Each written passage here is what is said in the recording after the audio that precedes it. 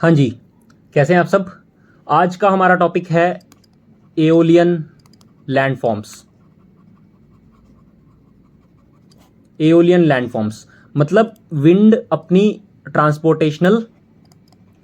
जो है अपनी ट्रांसपोर्टेशनल, इरोजनल और डेपोजिशनल क्वालिटीज से क्या करेगी, जो भी लैंडफॉर्म्स बनाएगी वो सब लैंडफॉर्म्स एओलियन लैंडफॉर्म में आते हैं। ठीक है, जिसने भी पिछली वीडियोस नहीं देखी हैं, क्योंकि इसमें एक मैकेनिकल वेदरिंग का एक बहुत बड़ा पार्ट होगा, क्योंकि ये डेजर्ट्स में बनते हैं एओलियन लैंडफॉर्म्स, क्योंकि वहाँ पे ऑब्स्टिकल्स ज़्यादा नहीं होते हैं विंड के लिए, इसलिए ये डेजर्ट्स में ज़्यादा बनते हैं। ठीक है, तो ये हम उसमें पढ़ेंगे, तो मैकेनिकल वेदरिंग का बहुत बड़ा रोल होगा इसके अंदर। ठीक है, वो अगर नहीं देखी है प्लीज़ पिछली वीडियोज़ देखें जाके। ठीक है, सबसे पहले तो हम ये देख लेते हैं कि इससे एक छोटा सा इंट्रोडक्शन कर लेते हैं। ठीक है, एक छोटा सा इंट्रोडक्शन कर लेते हैं एओलियन लैंडफॉर्म्स। ठीक है, ग्रीक वर्ड है एओलस, जिससे ये एओलियन बना है। ठीक है, ग्रीक वर्ड है एओलस, इसका मतलब होता है द गॉड ऑफ विंड। ठीक है, the God of wind, that's why हम इसको एओलियन लैंडफॉर्म्स बोलते हैं। ठीक है, तो कैसे बनेंगी ये? Erosional, depositional and transportational work of wind makes the aeolian landforms. ठीक है, अब इरोजनल, सबसे पहले तो इरोजनल लैंडफॉर्म्स है ना, इरोजनल लैंडफॉर्म्स, फिर ट्रांसपोर्टेशन होगा इरोजन की हुई चीज का, फिर उसकी डेपोजिशन होएगी। तो दो तरह के लैंडफॉर्म्स पढ़ेंगे हम, इरोजनल और डेपोजिशनल। ठीक है, तो सबसे पहले हम इरोजनल पढ़ेंगे। उससे पढ़ने से पहले हमें इरोजन के प्रोसेस पता होने चाहिए कि what are basically the processes of erosion that are being done by the wind. ठीक है, तो इरोजनल प्रोसेसेस ऑफ विंड। ठीक, सबसे पहले आता है डिफ्लेशन। सबसे पहले आता है डिफ्लेशन। मान लो ये हमारे पास एक सरफेस है।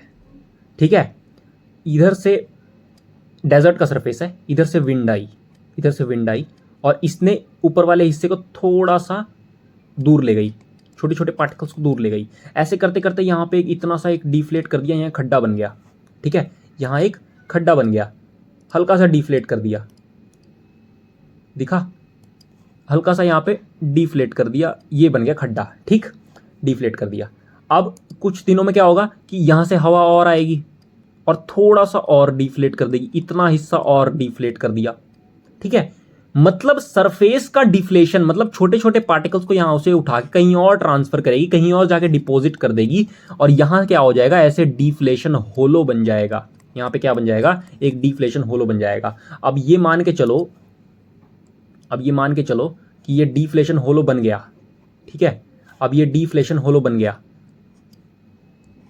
ठीक, अब इस मान लो यहाँ पे वाटर लेवल है, यहाँ पे वाटर टेबल है, यहाँ पे वाटर का लेवल है, इतना डिफ्लेट कर दिया कि इस वाटर लेवल तक पहुंच गया और ये पानी ऊपर आने लग गया। तो यहाँ पे क्या बन जाएगा, ओएसिस बन जाएगा, ओएसिस बन जाएगा। ठीक है, ओएसिस बन जाएगा। रेत में ज़्यादातर इसके आसपास पाम ट्रीज लगे होते हैं, ऐसे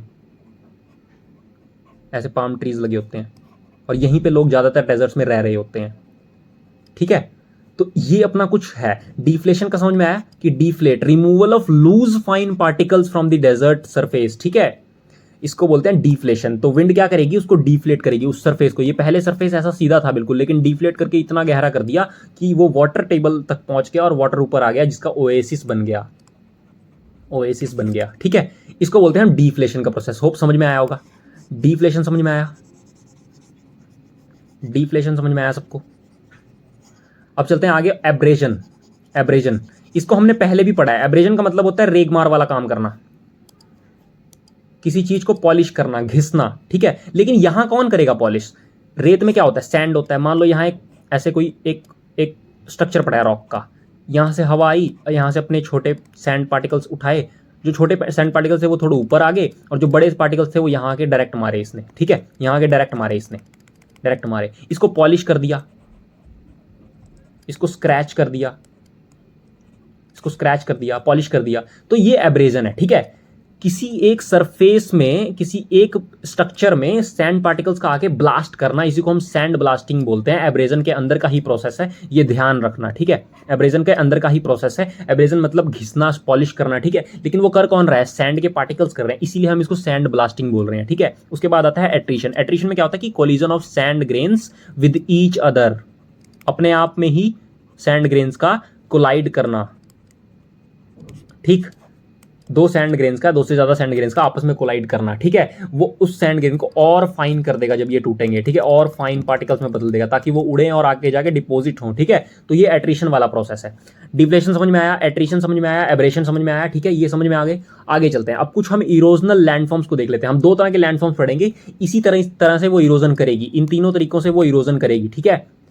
चलो इरोजनल लैंडफॉर्म्स देख लेते हैं। सबसे पहले अपने पास डिफ्लेशन होलो, मैं अभी बता के हटा कि एक सरफेस को डिफ्लेट करके इतना गहरा कर देगी कि यह वाटर टेबल तक पहुंचेगा और उसका क्या बन जाएगा, पानी ऊपर आएगा तो ओएसिस बन जाएगा, ओएसिस बन जाएगा, ठीक है, ओएसिस बन जाएगा। लेकिन बहुत रेयर केसेस में ओएसिस बनता है क्योंकि डेजर्ट में जो वाटर टेबल है वो मिलना बहुत मुश्किल होता है। तो डिफ्लेशन होलो जरूरी नहीं है कि वो हमेशा क्या बनाएगा, ओएसिस को बनाएगा, ठीक है। डिफ्लेशन कैसे होता है, डिफ्लेशन का एक प्रोसेस होता है, उसके नाम क्या आ गया, हमने होलो लगा दिया, इसको हम ब्लो आउट भी बोलते हैं, ब्लो आउट भी बोलते हैं। इसको देख लेते हैं एक बार, ठीक है। ये देखो, ये एक ओएसिस बना हुआ है। यहाँ पे क्या था पहले, यहाँ पे एक बिल्कुल प्लेन सरफेस था, लेकिन हवा आई और इसको डिफ्लेट कर दिया, इस सरफेस को ऐसे सरफेस में बदल दिया और वाटर टेबल तक जब ये सरफेस पहुंचा तो पानी ऊपर आ गया। यही पानी के आसपास देखो पाम ट्रीज लगे हुए हैं और इसी को हम ओएसिस बोलते हैं। इसी के आसपास ज़्यादातर जो लोग हैं वो रहते हैं डेजर्ट्स में, ठीक है। इसको हम ब्लो आउट भी बोलते हैं, इसको डिफ्लेशन होलो भी बोलते हैं। इसमें एक चीज़ और जोड़ लो, ओएसिस। लेकिन ज़रूरी नहीं है हर डिफ्लेशन होलो ओएसिस बनाएगा, ये ध्यान रखना है। सबसे बड़ा जो डिफ्लेशन होलो है लेकिन वो ओएसिस नहीं है, कतारा, कतारा डिफ्लेशन होलो, ठीक है। कहां पे है, इजिप्ट में, वही इजिप्ट जहां से नाइल रिवर बहती है, ठीक है। चलो ठीक है, डिफ्लेशन होलो समझ में आया। आगे चलते हैं, मशरूम रॉक, ये भी एक इरोजनल लैंडफॉर्म है, किसका, एओलियन लैंडफॉर्म्स में से एक इरोजनल लैंडफॉर्म है, ठीक है। जिसको देखो नीचे से सैंड ब्लास्टिंग हुई और ये रॉक पहले पूरा था, ऐसे पूरा पड़ा था, लेकिन इतने हिस्से की सैंड ब्लास्टिंग हो गई, एब्रेजन हो गया और ये टूट गया, और चारों साइड से जब ये एब्रेजन हुई तो एक मशरूम जैसे शेप का एक लैंडफॉर्म निकला, जिसको हम बोलते हैं मशरूम रॉक, ठीक है। ये समझ में आया होगा, ठीक है। आगे चलते हैं, बहुत इसमें बहुत मत्था मारने की जरूरत नहीं है, बहुत आसान आसान चीज़ें हैं, ठीक है। ये इंसेलबर्ग है, बहुत लार्ज एरिया में प्लेन सरफेस में इस इंसेलबर्ग का वो होता है। इसमें वेदरिंग भी होती है, इसके ऊपर देखो इस पे क्रैक्स पड़े हुए हैं, मैकेनिकल वेदरिंग होती है। डेजर्ट में कौन से टाइप की वेदरिंग होती है, मैकेनिकल। तो एक बहुत ही बड़े सरफेस, लार्ज सरफेस के अंदर ऐसा एक इंसेलबर्ग ऐसा होता है, इस तरह का लैंडफॉर्म जब क्रिएट होता है, विंड की इरोजनल लैंडफॉर्म है, ये भी ध्यान रखनी है, ठीक है। आगे चलते हैं, डेमोइसिलिस, डेमोइसिलिस बहुत ही इंपॉर्टेंट है, डेमोइसिलिस, ठीक है। ये देखो इनके ऊपर एक एक रॉक पड़ी है, एक एक चट्टान पड़ी है। अब ये इनके ऊपर कैसे आई, ये एक पहले एक सरफेस था जिनके ऊपर ऐसे ऐसे ये रॉक्स पड़ी हुई थी, लेकिन इसके बाहर से ये जो नीचे वाला इतना हिस्सा है पिलर, पिलर शेप में, ये क्या हो गया, कॉम्पैक्ट हो गया, डेंस हो गया और हार्ड हो गया। ये जो इतना हिस्सा है, इस बाकी, अब ये जो बाकी बचा है, इसको विंड ने इरोड कर दिया, इसको विंड ने इरोड कर दिया, इसको विंड ने इरोड कर दिया, इसको इरोड कर दिया, ठीक है, यहाँ से इरोड कर दिया। तो क्या बचा, ये पिलर्स बचे, इनके ऊपर ये वो बचे, ये सरफेस तो गया, ये सरफेस तो गया, ठीक, ये सरफेस तो गया, ये तो गया, इरोड हो गया, ये भी इरोड हो गया, बचा क्या, ये डेमोइसिलिस, ठीक है। इनको हम बोलते हैं डेमोइसिलिस, ये भी ध्यान रखना, इरोजनल लैंडफॉर्म डेमोइसिलिस, ठीक है। आगे चलते हैं, जोगेन, जोगेन, जोगेन और यारडांग में बहुत बच्चे कंफ्यूज होते हैं। देखो यारडांग्स और जोगेन में बहुत बच्चे कंफ्यूज होते हैं। हम एक काम करते हैं, एक नए पेज पे इसको समझा देते हैं, ठीक है। हम एक नए पेज पे इसको समझा देते हैं। देखो यहां पे लिख रहा हूं मैं जोगेन, यहां पे लिख रहा हूं मैं जोगेन और यहां पे लिख रहा हूं मैं यारडांग। अब देखो हमने ये सरफेस है, एक सरफेस है, ठीक है, ये भी एक सरफेस है, इसको हम एक पीस ऑफ सरफेस ले लेते हैं, एक पीस ऑफ सरफेस, ठीक है, पीस ऑफ एरिया ले लेते हैं। इस पीस ऑफ एरिया के ऊपर, इस पीस ऑफ एरिया के ऊपर हम अभी कुछ देखने वाले हैं, ठीक है। अब देखो एक पीस ऑफ एरिया लिया, यहां पे ना ऐसे एक ऐसे हॉरिजॉन्टल एक बेड, इसके ऊपर एक और बेड, इसके ऊपर एक और बेड, ठीक है। लेकिन यहां क्या था, इसमें ऐसे एक लॉन्गिट्यूडिनल लाइन रॉक्स की, यहाँ पे एक ऐसे लॉन्गिट्यूडिनल लाइन, ऐसे एक लॉन्गिट्यूडिनल लाइन, ऐसे एक लॉन्गिट्यूडिनल लाइन रॉक्स की, ऐसे एक लॉन्गिट्यूडिनल लाइन, ऐसे एक लॉन्गिट्यूडनल लाइन, ठीक है। लेकिन ये कैसी हैं, ये ऐसे बिछी हुई हैं, ठीक है, ये ऐसे बिछी हुई हैं, मतलब ऐसा कुछ स्ट्रक्चर है मान लो, ठीक। अब ये भी कुछ ऐसा बन गया, ठीक, ये भी बन गया ऐसा। फिर दोनों में देखो फर्क क्या है, फर्क किस चीज़ का है, फर्क ये है कि ये हॉरिजॉन्टली बिछी हुई हैं और ये वर्टिकली बिछी हुई हैं सरफेस के ऊपर। अब ये ऊपर वाली हार्ड रॉक है, नीचे वाली सॉफ्ट रॉक है, फिर नीचे वाली हार्ड रॉक है। यहाँ ये हार्ड रॉक है, यहाँ सॉफ्ट रॉक है, फिर ये हार्ड रॉक है, फिर ये सॉफ्ट रॉक है, फिर ये हार्ड रॉक है, फिर ये सॉफ्ट रॉक है, फिर ये हार्ड रॉक है। अब देखो क्या होगा इनमें, इस हार्ड रॉक का, इस हार्ड रॉक का, इस वाली हार्ड रॉक का, ऊपर वाली हार्ड रॉक का क्या हो जाएगा, वेदरिंग हो जाएगी। इसको मैं यहाँ बना लेता हूँ, ये हार्ड रॉक है, ये सॉफ्ट रॉक है, ये हार्ड रॉक है। यहाँ पे दिन में टेम्परेचर होगा फुल, ड्यूरिनल टेम्परेचर बहुत ज़्यादा होगा, तो ये जो हार्ड रॉक है ये मैकेनिकल वेदरिंग लगेगी। यहाँ पे क्या होगा, ये एक्सपेंड कर जाएगा, एक्सपेंड कर जाएगा गर्मी में, ठीक है। गर्मी होगी तो एक्सपेंड कर जाएगा, कोई भी चीज़ गर्मी होगी तो एक्सपेंड हो जाएगा। एयर हो, ठीक है, वाटर हो, वाटर भी वेपराइज हो जाएगा, वो एक्सपेंड ही तो कर रहा है, ठीक है, तो ये एक्सपेंड हो जाएगा। लेकिन रात में जब टेम्परेचर कम हो जाएगा, दिन में टेम्परेचर ज़्यादा होगा तो एक्सपेंड करेगा, रात में टेम्परेचर कम होगा तो ये कॉन्ट्रैक्ट कर जाएगा। ऐसे ही बहुत दिनों तक जब चलेगा तो इसके अंदर क्रैक्स आने शुरू हो जाएंगे जगह जगह से, इसके अंदर जगह जगह से क्रैक्स, यहाँ पे भी जगह जगह से क्रैक आने शुरू हो जाएंगे।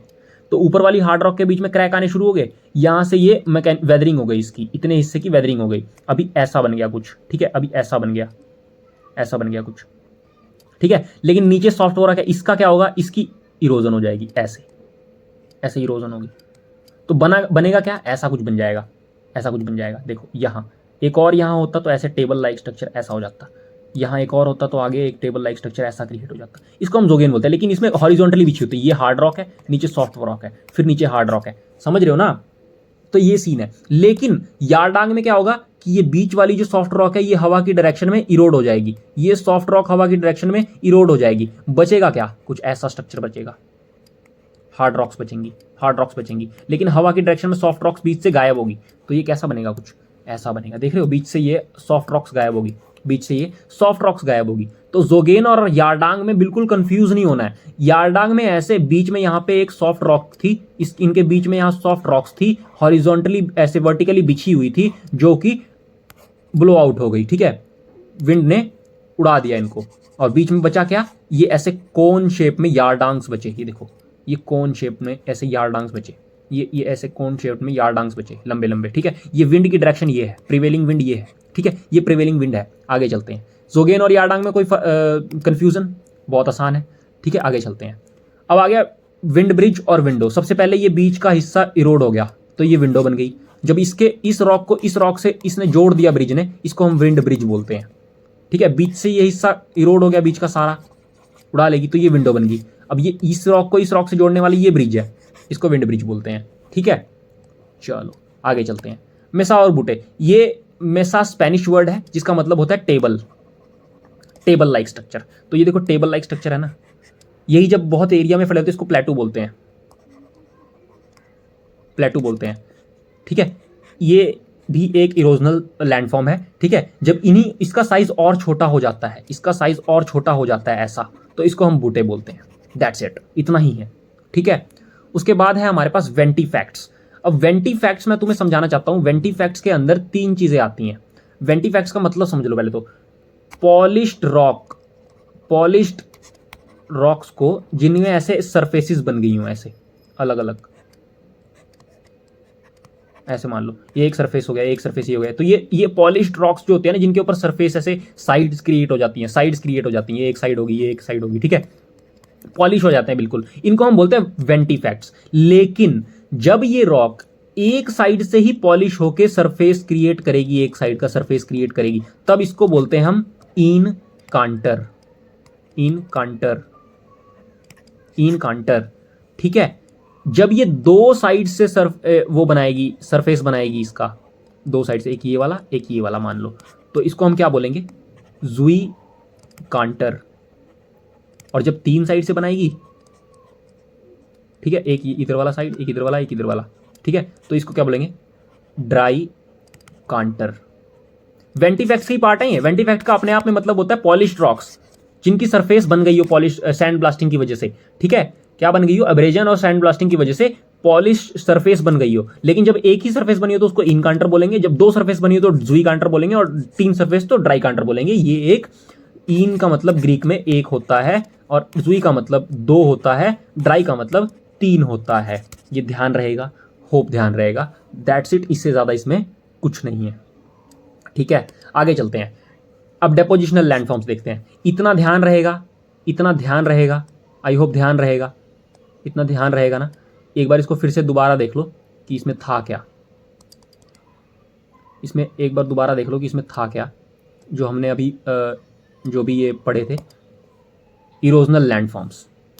इरोजनल लैंडफॉर्म्स अभी हमने देखे थे।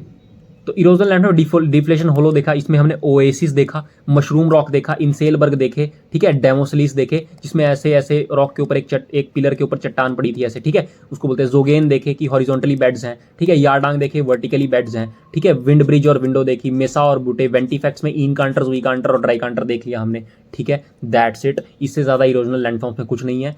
एक बार जाके विजुअलाइज करोगे, याद हो जाएंगी, बहुत आसान है। ठीक है, आगे चलते हैं। डेपोजिशनल लैंडफॉर्म्स। डेपोजिशनल लैंडफॉर्म्स सबसे पहले आता है सैंड रिपल्स। क्या आता है? Sand ripples. सैंड रिपल्स ये हमने पहले भी देखा होगा, ये हमने पहले भी देखा होगा, ये हमने पहले भी देखा होगा। ये देखो, यहाँ पे सैंड रिपल्स दिखा देता हूँ मैं। ये नीचे ये जो सरफेस बन रहा है ना, ये मान लो यहाँ से हवा चली, यहाँ से हवा चली, तो ये उसी साइड में ना ये कुछ स्ट्रक्चर सा बन जाता है। ध्यान से देखो इन स्ट्रक्चर्स को, ये जो स्ट्रक्चर नीचे बन रहा है ये सैंड के ऊपर, ये काफ़ी बार फोटोज़ वगैरह में देखा होगा, ठीक है। इनको बोलते हैं हम सैंड रिपल्स। इनको क्या बोलते हैं हम? Sand ripples. इसको बोलते हैं हम सैंड रिपल्स। ये स्ट्रक्चर दिख रहा है, ये वाला, ये वाला, ये वाला, ये हवा यहाँ से चली और ये स्ट्रक्चर क्रिएट हो गया, ये पैटर्न बन गया, ये पैटर्न बन गया। इसी को हम सैंड रिपल्स बोलते हैं। इन्हीं को हम क्या बोलते हैं? Sand ripples. थोड़ी थोड़ी आगे आके ना ऐसा पैटर्न बना लेती है सैंड, इसको हम सैंड रिपल्स बोलते हैं। दैट्स इट, इसमें इससे ज़्यादा कुछ नहीं है। ठीक है, आगे चलते हैं। अब आता है अपने पास सैंड ड्यून्स। सैंड ड्यून्स में अपने पास क्या है? 4 तरह के ड्यून्स है, 5 तरह के। Barchan dunes, barchan dunes, barchan dunes, ठीक है, transverse dunes, longitudinal dunes, parabolic dunes और स्टार ड्यून्स। ठीक है, चारों को देख लेते हैं एक बार। ठीक, बरखान ड्यून्स देखो, बरखान ड्यून्स कुछ ऐसे होते हैं, ऐसे क्रिसांट शेप की भी बोलते हैं इसको, मून शेप या क्रिसांट शेप। ठीक है, मून की शेप कैसी होती है? ऐसी। क्रिसांट शेप की ऐसी। तो इनमें देखो, देखने वाली क्या बात है यहाँ पे? मेन देखने वाली होता है प्रिवेलिंग विंड की साइड। विंड पीछे से चल रही है, ये स्लोप बना रही है और ये स्टीप साइड है, ये बिल्कुल स्टीप है, ये खड़ी ढाल है। ठीक है, इसको बोलते हैं बरखान ड्यून्स। ये दिख रहे हैं ना, प्रिवेलिंग विंड पीछे से आ रही है। ठीक है, प्रिवेलिंग विंड पीछे से आ रही है, तो ये बरखान ड्यून्स है। उसके बाद हम आते हैं ट्रांसवर्स ड्यून्स में। ट्रांसवर्स में क्या होता है? ट्रांसवर्स में ना जिस साइड से विंड आ रही है उसी साइड में पैरेलल ऐसे ऐसे ऐसे बन जाते हैं ड्यून्स, ऐसे बन जाते हैं, ऐसे बन जाते हैं। ये पैरेलल होते हैं और विंड जिस डायरेक्शन में चल रही है उसके 90 डिग्री बनते हैं। विंड जिस डायरेक्शन में चल रही है, ये देखो 90 डिग्री है ना, बिल्कुल। विंड ऐसे चल रही है तो उसके 90 डिग्री में बनेंगे और एक दूसरे से पैरेलल होते हैं। एक बार इनको देख लेते हैं। ये देखो, ये देखो, ये देखो, विंड ऐसे चल रही है तो ये बिल्कुल 90 डिग्री बना रहे हैं और पैरेलल है एक दूसरे से। इसको हम उस वाली फोटो में भी देख लेते हैं एक बार। ठीक है, ये देखो, ये बन रहे हैं, देखो ये बन रहे हैं, ये देखो ये बन रहे हैं, ये देखो। ठीक है, ये क्या है? ट्रांसवर्स ड्यून्स हैं। समझ में आया? ट्रांसवर्स ड्यून्स हैं। एक बार ट्रांसवर्स और बरखान दोबारा देख लो। ठीक, बरखान और ट्रांसवर्स दोबारा देख लो पिक्चर्स में कैसा होता है। उसके बाद हम अगली की तरफ बढ़ते हैं। Longitudinal dunes. लॉन्गिट्यूडिनल ड्यून्स क्या होते हैं कि ऐसे ना रिजिस बन जाते हैं, लॉन्ग।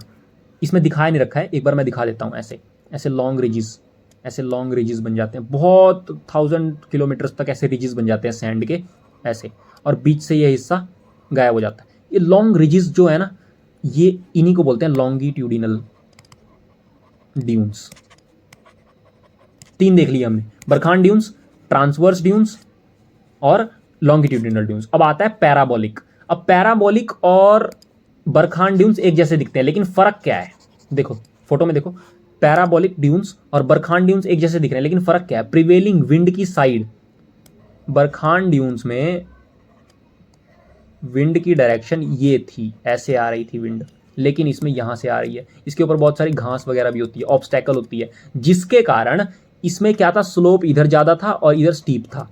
लेकिन बरखान ड्यून्स में यहाँ पे स्लोप ज़्यादा होता है और यहाँ से ये स्टीप होती हैं, ये स्टीप साइड होती है और यहाँ पे ज़्यादा होता है, क्योंकि यहाँ पे ऑब्स्टैकल्स है, सारी रेत यहीं जमा होती है यहीं पे, और पीछे कम रह जाता है। इसमें भी 2 हॉर्न्स होते हैं, लेकिन प्रिवेलिंग विंड की साइड मैटर करती है। बरखान ड्यून्स में क्या होता है, बरखान ड्यून्स में उसके पीछे से ऐसे विंड आ रही होती है, ठीक, पीछे से ऐसे विंड आ रही होती है, पीछे से ऐसे आ रही होती है। लेकिन जो पैराबोलिक होते हैं इसमें आगे से, ज़्यादातर ये कोस्टल एरियाज में बनते हैं। कौन से? Parabolic dunes. चारों देख लिए। स्टार ड्यून्स में क्या होता है कि एक अपने पास स्टार ड्यून्स था, ये देखो स्टार ड्यून्स, जब चारों साइड से ऐसे बन जाएं, चारों साइड से ड्यून्स बन जाएं ऐसे, ठीक है, तो इसको बोलते हैं चारों साइड से जब ऐसे विंड, प्रिवेलिंग विंड अपने एक्शन दिखाए, ठीक है, तो ये क्या होता है, स्टार ड्यून्स, ठीक है, स्टार ड्यून्स बन जाते हैं। उसके बाद अपना आता है लोएस।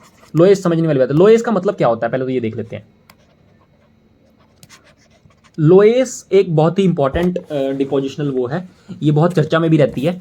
लोएस क्या होती है, एक डस्ट है, मेयर डस्ट, ओनली डस्ट है, जो रेत एक जगह से उड़ के दूसरी जगह जाके जमा हो जाती है ना, किसी जैसे, वही बात है कि अगर हम एक कमरे को बहुत दिनों तक बंद रखें तो उसके हर एक चीज़ के ऊपर एक धूल की एक परत जम जाएगी, अगर उसको हम बहुत दिनों तक दरवाजे को ना खोलें। एक मान लो ये टेबल है, उसके ऊपर क्या होगा, ऐसे बहुत धूल जम जाएगी, हर जगह जम जाएगी। बस ये उसी तरह ना, ये एक जगह से दूसरी जगह वो पार्टिकल्स बहुत ही मेयर, बहुत बहुत बारीक पार्टिकल्स, ये बहुत फर्टाइल मैदान होते हैं, जिस भी जगह पे लोएस के मैदान पाए जाते हैं। अब वर्ल्ड में ये कहाँ पाए जाते हैं, वर्ल्ड में ये पाए जाते हैं चाइना और यूरोप की साइड, बहुत फर्टाइल होते हैं लोएस के। 2 तरह के होते हैं ये, ग्लेशियल भी होते हैं, तो यूरोप में ग्लेशियल पाए जाते हैं, ग्लेशियल लोएस, और यहाँ पे डेजर्ट लोएस।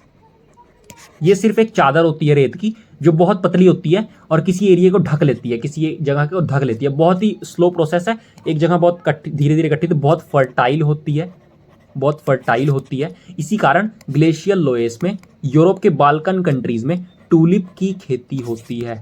अलग अलग तरह के कलर्स होते हैं, बहुत अच्छी ट्यूलिप का फ्लावर देखा होगा, वो देखना आज जाके कि ट्यूलिप की खेती होती है। चीनी मिट्टी के बर्तन बनते हैं, चीनी मिट्टी के बर्तन। वो चीनी मिट्टी, क्योंकि ये डेजर्ट लोएस चाइना के एरिया की बात हो रही है, दैट्स वाई हम उसे चीनी मिट्टी के बर्तन बोलते हैं, ठीक है। वो इसी लोएस की मिट्टी से बनते हैं, ठीक है, वो इसी लोएस की मिट्टी से बनते हैं, ठीक है। तो इसका जो डिस्ट्रीब्यूशन है, इसका मैप देख लेना कि यूरोप में बाल्कन कंट्रीज, जो बुल्गारिया, ग्रीस वाला जो रीजन है, जो स्लोवाकिया के नीचे जितनी भी कंट्रीज आती है ना, वो सारी बाल्कन कंट्रीज में गिनी जाती है, हंगरी से नीचे। तो वो सारी कंट्रीज जो हैं वो सब बाल्कन, उसमें जो एरिया है ना, वहाँ पे ट्यूलिप दिख जाएगी, और डेजर्ट से वहाँ पे पोएट्री का काम होता है, चीनी मिट्टी जो बताई दिया मैंने।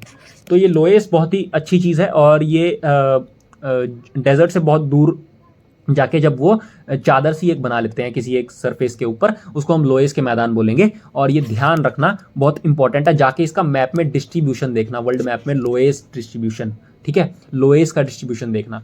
दैट्स इट, इतना ही था। और एक और चीज़ कि रेत के, पहले बात तो रेत के भी 3 प्रकार होते हैं। डेजर्ट मीन्स वहाँ पे बारिश नहीं होती और वेजिटेशन नहीं होती है, ठीक है, लेकिन इसके 3 प्रकार होते हैं। हमाडा, डेजर्ट के 3 टाइप्स होते हैं, हमाडा, अर्ग और रेग, ठीक है। हमाडा होता है रॉकी डेजर्ट, जिसमें रॉक्स पाए जाते हो, ठीक है, बहुत बड़े बड़े रॉक्स दिखें। अर्ग का मतलब होता है स्टोनी